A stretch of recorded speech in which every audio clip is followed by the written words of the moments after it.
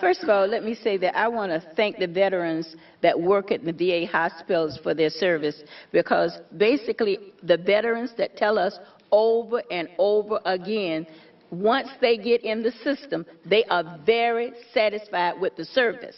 So that's not a misnomer. Ms. McCaughey, I have a question for you, because we're looking at the different systems and Advantage Care as opposed to VA system and TRICARE. Advantage Care costs us more money. You're referring to Medicare Advantage? Yes, exactly. Okay. But in your testimony, it seems as if you're recommending that as a... No, I was pointing out that a large number of vets have enrolled in Medicare Advantage, and yet they're going to the VA hospital for their care. So, in fact, we're paying for it twice. I was pointing out that literally 10% of the VA healthcare budget is going to vets who have another kind of coverage. It's just a tragic inefficiency when you look at, we're discussing money and where to get enough money to care for vets, and then you find something like that, which was documented recently in the New England Journal of Medicine. I'm happy to show you the article. And we think, why aren't people figuring out that such a large number of vets are paying for care?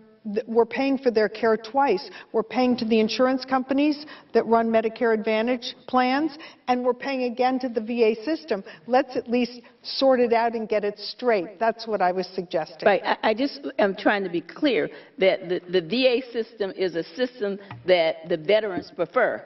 Part of the challenges that we experience, for example, people that don't have hospitals in their area, all of this is formula driven.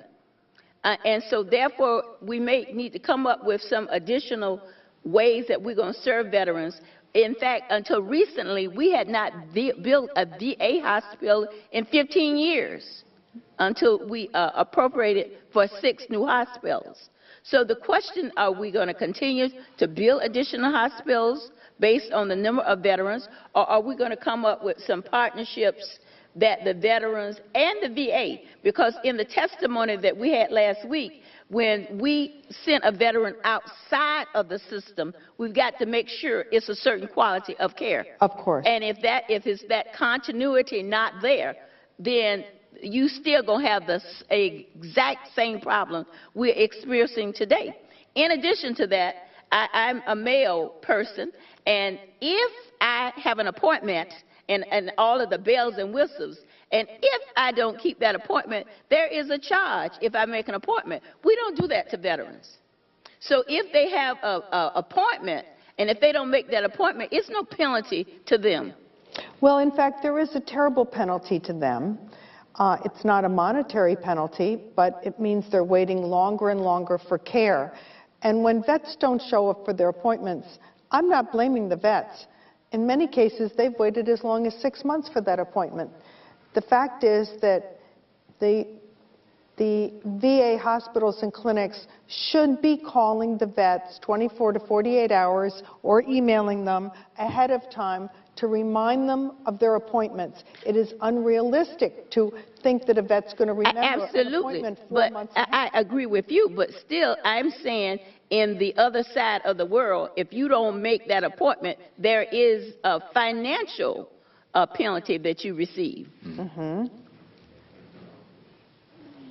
And what is your point, madam? I made my point. Thank you. The point is that we have additional veterans in the system because we opened the VA system up to the Vietnam veteran. Each one of them did not have to prove that they had a certain disability. So we got thousands of additional veterans into the system. And the secretary did it, and I'm very grateful that he did it. Now we've got to figure out how to serve them. And I am saying that the VA system is one of the best systems in the United States. That is what I'm saying. And I read your expertise. Your expertise is in the area of infectious diseases, which is a problem.